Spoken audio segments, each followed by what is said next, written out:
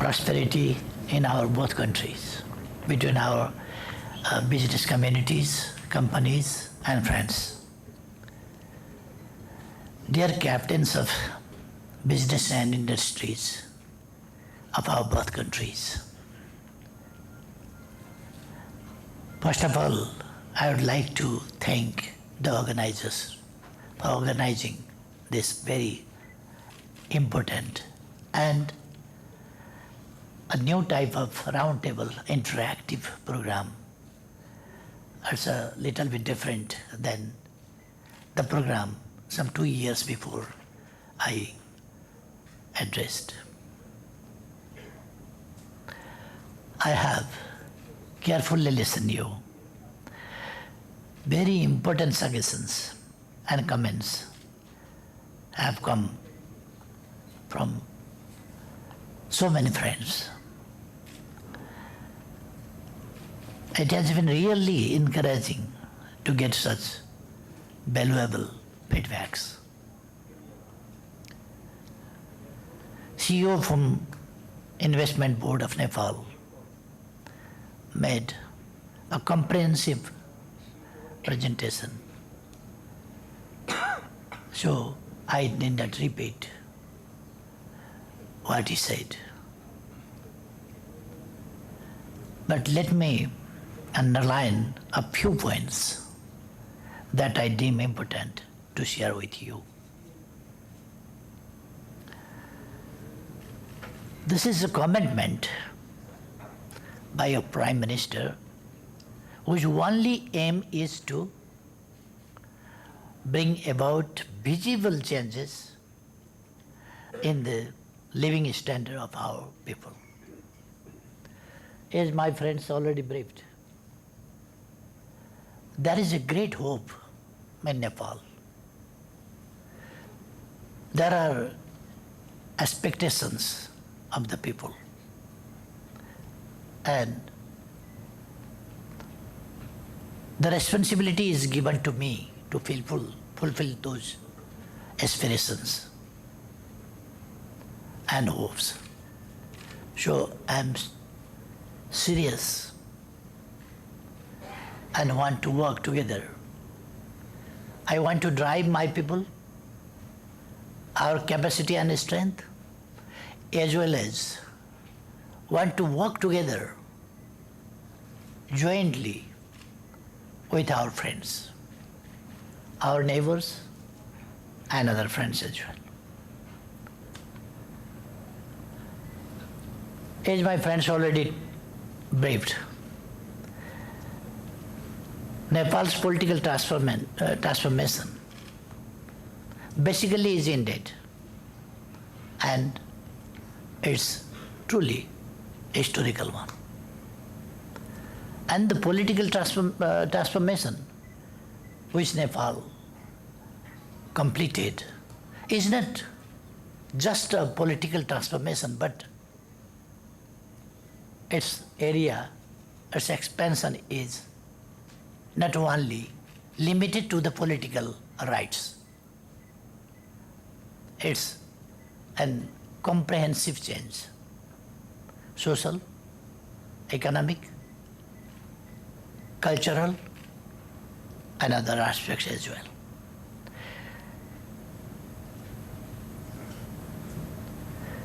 We have institutionalized our political gains through a new constitution. All of us know that. Our next objective is, of course, economic transformation. Our motto is prosperous Nepal and happy Nepali.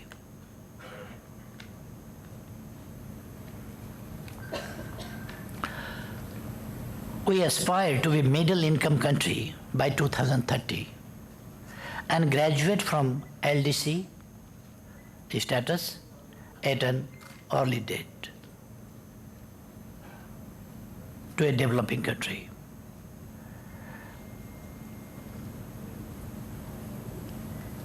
Now we have favorable situation. We have a strong government at the center that enjoys majority of more than 3/4 membership of the lower house, House of Representatives. A stable government means stability and continuity in policy regime.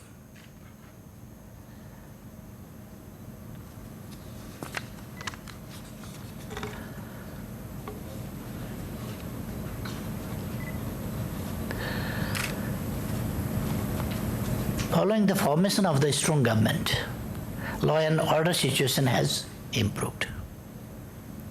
This means Nepal is now safe for foreign investment. Any attempts to disturb law and order situation will be firmly dealt with. We need massive investment in every sector. Nepal is considered a virgin land as far as investment is concerned.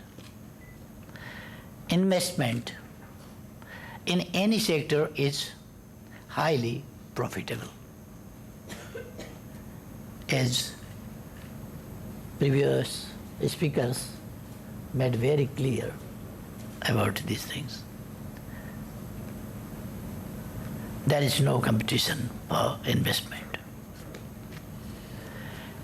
Indian investors have invested across the globe, so why not to go to the next door, Nepal? Geographical proximity, easy access, cultural similarities are all there to make you feel good about Nepal. Seize the opportunity. As the leaders of our private sector explained just before. Investors always look for markets. Look at Nepal's position. For us, market is not a problem. Production is a problem. It is lying between the two vibrant economic powers with huge population of the world, India and China, that assure you of a promising market of over 2.5 billion populations. We enjoy duty-free quota, free market access in our neighborhood. In addition, we enjoy duty-free access to European market and preferential market into the USA for over 70 products as an LDC. We are ready to listen to you, your advices, suggestions. We want to know your views. We are committed to further improving business climate in the country. Reform is always desirable.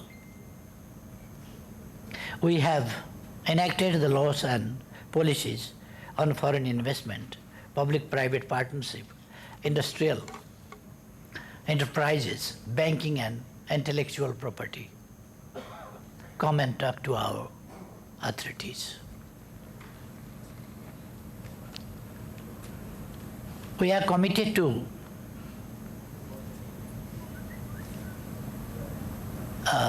in modern terminology, people say liberal economy and liberal economic policies with private sector as a key partner. We have no intention to reverse the trends. Rest assured, we cannot go against the global trends. Nepal has to offer attractive incentives. Compared to other countries, our incentive structure is quite attractive. We have reduced tariffs, simplified tax regimes, and focused on the development and operation of trade-related infrastructures. We are planning to establish SEZ, Special Economic Zones, in major industrial centers of Nepal, mostly in cities bordering India, with incentives for industries including liberal labor law. And just a few days before I laid down the foundation stone for a new special economic zone, and some of are already started. We have streamlined administrative procedures. Our bureaucracy is accessible and accountable. We are committed to provide corruption-free administration. We are pursuing policy of zero tolerance on corruption. Good governance and rule of law are at the core of our governance system. We have established a high-powered investment board headed by Prime Minister that brings together government and private sector.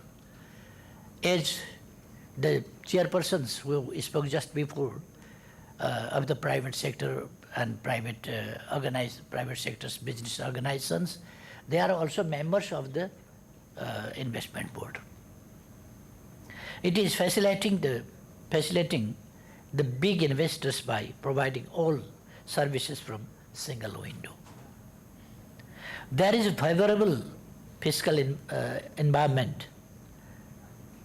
We have low tax slabs, no income tax on dividends and export earnings, exemption of tax and tax holidays for certain industries, exemption of duty and fees on the key inputs used by an export industry. Our law permits full repatriation of income earned from investment and reinvestment. Foreign companies registered in Nepal can purchase, own, and sell land.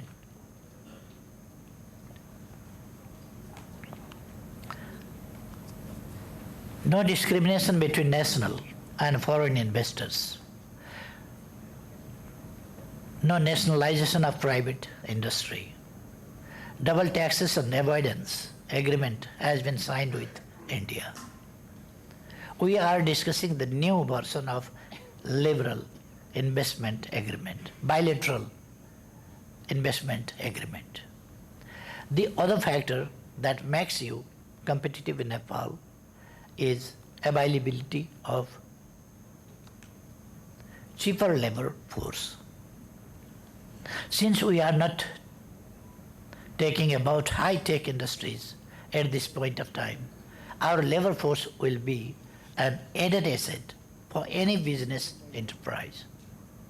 We have reformed the labor law and industrial relations have improved. Infrastructure is key to economic development. Top priority of government is cross-border infrastructures for better connectivity. Modern ICP at Virganj is operating soon. ICPs at 3 other places are being built and railway connectivity is being established at 5 border points. Bilateral motor vehicle agreement has been signed and operationalized, which facilitates the movement of people across the border. Almost every sectors, including manufacturing, hydropower, IT, mining and agro-based industries are open for foreign investment. It is quite a liberal regime. Power trade agreement with India has been signed. Nepal, India both can benefit from utilizing of hydropower resources. Cross-border transmission lines are operational and we are going to build new transmission lines. Tourism is an attractive sector.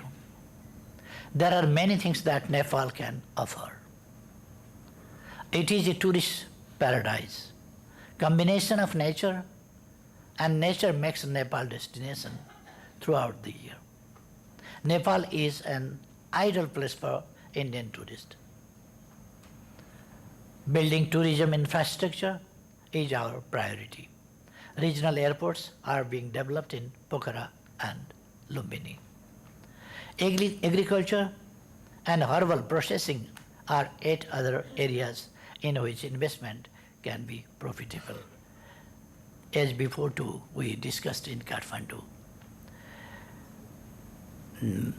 When Madam Shabana was visiting Kathmandu at that time, we talked about herbals and herbal medicines, Ayurveda and Ayush, etc., and joint venture and so many things we can do in that area.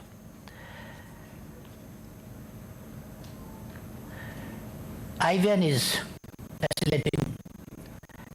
facilitating the big Indian investments in Arumthad and Upper Karnali.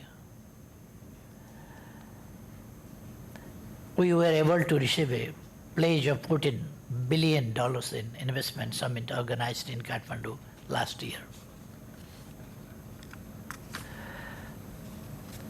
And as other questions and queries friends were raising that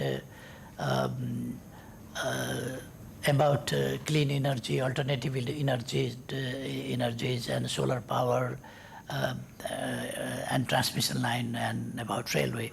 I think in brief